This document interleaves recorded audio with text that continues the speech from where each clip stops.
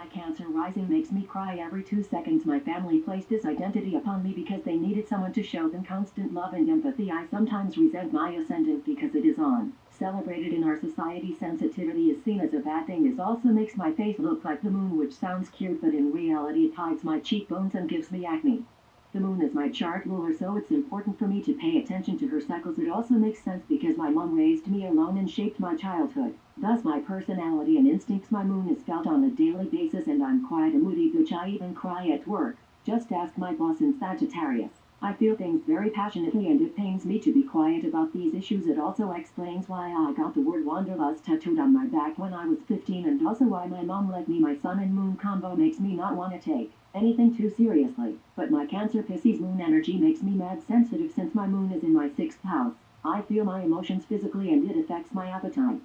Moon squares Jupiter, which makes my emotions blow up even more. This was learned from my family. I thought overreacting was normal. My mom nurtured me well in terms of emotion, but probably too much. This makes me feel like I have to share every part of my life to feel validated, but at the same time, taking things seriously makes me cringe. Moon opposing Mercury makes for a fight between the head and heart. Makes sense in terms of OCD, because even though I can see the logic, it doesn't change the feeling. Even though I'm a Cancer rising, I'm still slightly more extroverted because of my sun and moon, as well as Jupiter trine my ascendant. My Venus is in Taurus in the 11th house, which is why I'm so pretty and popular.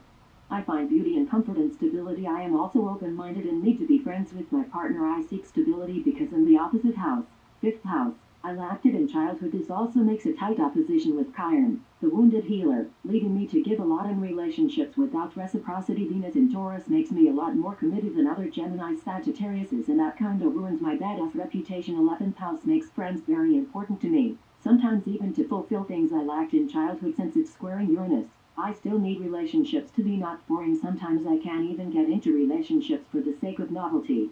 Example, he's 6'5". My Taurus energy informs my need to snuggle and watch TV at least every day. It also explains why I always have crushes on my friends. My 12th house is the reason why I really started to believe in astrology. The sun and Mercury practically lay onto of each other with Vesta there highlighted as well. My sun makes sense because sun equals father and 12th house equals hidden, and my dad equals not in my life firsthand. It's opposing my moon, mom, in the 6th house. Daily routine. They both affect my mental and physical health in different ways. Sun equals ego, and mine is hard to find. It's failed by spirituality and escapism, often needing something outside myself in order to connect with it.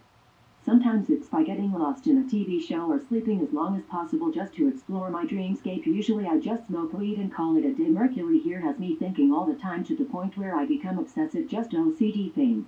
I guess the 12th house represents mental health, which is why I think it affects my mind and ego so heavily. Sun, ego, and Mercury, communication, here along with my Cancer rising often leave me spoken over since it's hidden. I often forget about building my confidence or caring of myself because I'm too busy tending to my emotional needs.